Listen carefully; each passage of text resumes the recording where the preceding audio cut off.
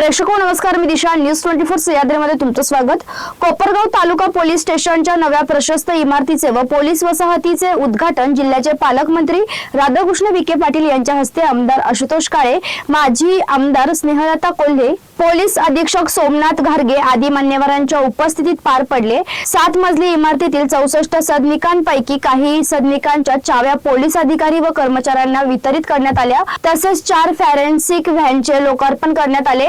पालकमंत्री विखे पाटील यांनी देवेंद्र फडणवीस यांच्या नेतृत्वाखाली राज्यात आधुनिक पोलीस स्टेशन उभारणी सुरू असल्याचं सांगत ड्रग्ज तस्करी व अवैध धंद्यांविरोधात कठोर कारवाईच्या सूचना दिल्या.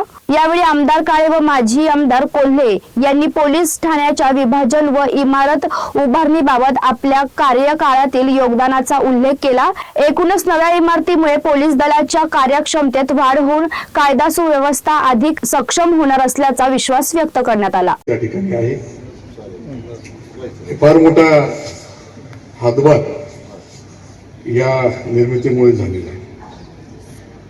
जी भूमिका माजी आमदार अशोकरावजी काळे साहेबांची होती का नवीन काम होऊन आपल्या पोलीस बांधवांना त्या ठिकाणी राहता आलं पाहिजे, ऑफिस मिळालं पाहिजे.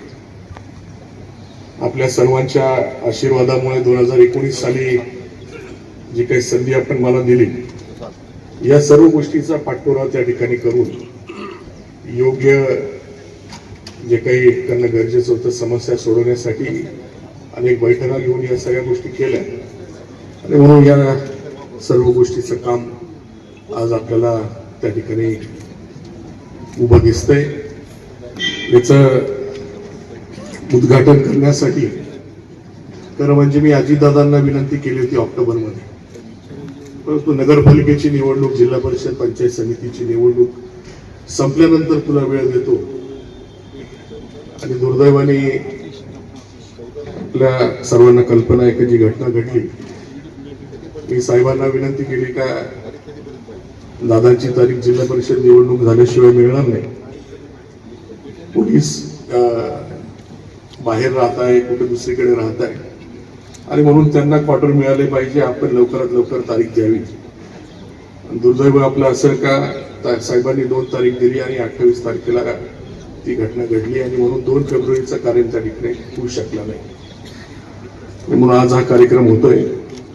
त्यावेळेसचे गृहमंत्री दिलीपरावजी वळसे पाटील साहेब आणि पालकमंत्री मुश्रीफ साहेब यांच्या साक्षीने दादांनी आपल्याला शब्द दिला आणि 25 कोटी मंजूर करून ही इमारत आज आपल्याला वापरायला पोलिसांना मिळणार आहे. निश्चितपणे या सर्व गोष्टीमुळे पोलिसांवरचा जो काही ताण आहे तो कमी होणार आहे आणि त्यांच्या कामामध्ये अजून सुधारणा होणार आहे. ते भांडण कशामुळे वाढले? हा जो हरामाचा पैसा येतो गुन्हेगारीमध्ये, त्याच्यामुळे गुन्हेगारीचं बळ वाढत चाललं आणि त्यातून मग त्यांना राज्याश्रय मिळतो आमच्यासारख्या लोकांकडून, त्यामुळे ते फपत चाललं. त्याला पोलीस दलात मी दोष देत नाही. आम्हीच राज्यकर्ते अशा अवैध धंद्याला ज्यावेळी आम्ही आश्रय देतो, त्यांना पाठबळ देतो, पोलीस तरी काय करतील? आम्ही जरा फोन करतो, साहेब काळजी, आपला मनुष्य होऊन घ्या जरा. आता गुन्हेगार आपला माणूस कधी पण झालाय मला समजायला तयार नाही,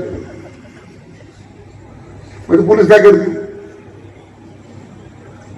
त्यामुळे आपण जसे पोलीस कर्मचारी काही प्रमाणात दोषी असतील, आपणही दोषी आहोतच ना. आपणही अंतर्मुख होणार, आपण स्वतःहून विचार केला पाहिजे की आपलं काय चुकतंय. सामाजिक व्यवस्था जी आपण निर्माण केलेली आहे, त्या सामाजिक व्यवस्थेमध्ये कुठं चूक होते, याचा सकलन आपण सगळ्यांनी विचार केला पाहिजे अशी माझी सगळ्यांनी विनंती आहे. एक चांगला कार्यक्रम या ठिकाणी आपण घडून आणला. खरं मी सुरुवातीला म्हटल्याप्रमाणे माननीय देवेंद्रजी फडणवीस साहेब मुख्यमंत्री झाल्याच्या नंतर 14 ते 19 मध्ये सुद्धा आणि आताही केवळ आणि केवळ त्यांच्या दूरदृष्टीमुळे आज ह्या संपूर्ण महाराष्ट्राच्या पोलिसांची निवासस्थानं असतील, पोलीस स्टेशन असतील, त्याच्यामध्ये पूर्ण आता काय कल्प होतं. आज फॉरेन्सिकच्या व्हॅन्स आपण देणार आहोत. प्रत्येक पोलीस मला वाटतं DYSPच्याकडे एक फॉरेन्सिक व्हॅन देणार आहोत आपण. एका वेळी त्याच्यामध्ये मला वाटतं 32 टेस्ट होणार त्यामध्ये एकाच वेळी. त्याच्यामध्ये स्टाफ दिलेला आहे, अत्याधुनिक प्रकारची यंत्रणा आहे. म्हणजे अशा ज्या घटना घडतात मग ते सॅम्पल पाठवा, ते 8-8 दिवस येत नाही, गुन्हेगारीच्या बाबतीमध्ये गुन्हे दाखल करण्यामध्ये विलंब होतो. विलंब झाला म्हणजे लोकांचा गैरसमज होतो. पण या फॉरेन्सिक व्हॅन दिल्यामुळे आता ताबडतोबीनं त्याच्यामध्ये 32 केस लगेच होतील आणि गुन्हे त्या ठिकाणी गुन्हे दाखल करण्यामध्ये मोठी मदत आमच्या पोलीस यंत्रणेला मिळणार आहे. हे सुद्धा एक मोठं पाऊल माननीय देवेंद्रजींनी त्यासाठी उचललेलं आहे.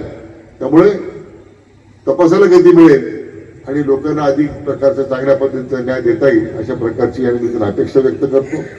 पुन्हा एकदा ठाकरे साहेब आपण आणि आपल्या सगळ्या सहकाऱ्यांचं आणि आपल्या सर्वांचं मनापासून या निमित्तानं मी अभिनंदन करतो. आमदार आशुतोष काळे यांचा सुद्धा विशेष प्रयत्न या सगळ्या कामात राहिलेला आहे.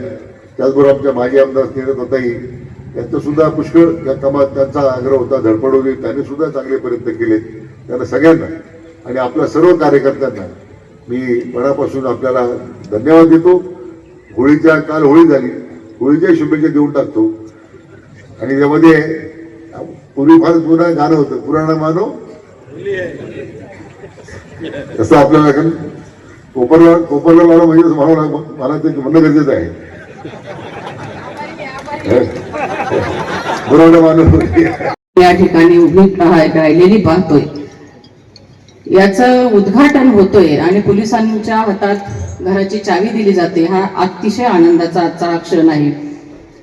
सातत्याने पाठपुराव्याने आणि प्रयत्नाने शहरातील अनेक शासकीय इमारती उभ्या करता आल्या. त्याचा मनस्वी आनंद आणि पोलीस बांधवांच्या निवासस्थानाची इमारत 2014 ते 19 या आमदारकीच्या काळात एका कार्यक्रमाच्या निमित्ताने पोलीस स्टेशनमध्ये आले. काम आटोपून निघाले असता पोलीस बांधवाच्या महिलांनी त्यांच्या वसाहतीत येण्याचा आग्रह केला. त्यांच्या वसाहतीत गेल्यानंतर त्यांच्या आग्रहाखातर तिथं पोहोचल्यावर अतिशय वाईट अवस्था म्हणजे पत्रे गळत होते आणि सगळी दुरावस्था झालेली. आणि म्हणून जनतेच्या संरक्षणाचं व्रत ज्यांनी घेतलं, रात्रंदिवस पोलीस बांधव आपल्यासाठी झटत असतात, कष्ट घेत असतात, त्यांची ही अवस्था पाहून, वेदनादायी चित्र बघून मी माननीय तत्कालीन मुख्यमंत्री त्यावेळी गृहमंत्री देवाभाऊ त्यांच्याकडे ही व्यथा मांडली. आणि लगेचच पोलीस स्टेशनची इमारत, पोलीस बांधवांचे निवासस्थान यासाठी त्यांनी मान्यता दिली आणि 28 जानेवारी रोजी याची निर्मिती झाली. तेव्हापासून या इमारती उभ्या होईपर्यंत देवेंद्रजी फडणवीस साहेबांकडे सातत्याने पाठपुरावा केला. त्याचा आवर्जून उल्लेख मी काय करत आहे की एका पोलीस स्टेशनवर हा भार होता. मग तत्कालीन गृहराज्यमंत्री रामभाऊ शिंदे हे होते आणि त्यावेळी त्यांनी कोपरगाव ग्रामीण आणि शहर असे 2 पोलीस स्टेशन वेगवेगळे निर्मिती केली. त्याही बद्दल त्यांचे मी मनपूर्वक या निमित्ताने आभार मानते. आणि या पोलीस स्टेशनच्या निर्मितीच्या वेळी उद्घाटन ज्यावेळी झालं 28 जानेवारी 2015 रोजी स्वर्गीय कोले साहेब उद्घाटनाला उपस्थित होते. त्याचीही मला आज आवर्जून आठवण होते आहे. आणि इथे कार्यरत असलेले सर्व पोलीस अधिकारी, कर्मचारी बांधव निश्चितच आपल्या कर्तव्याशी ते प्रामाणिक राहत आहेत. आणि आज साहेब म्हणाले तसं या घरामध्ये पाडव्याच्या दिवशी नवीन घरामध्ये प्रवेश करून सगळे गुढ्या उभारतील, असा हा आजचा आनंदाचा क्षण आहे.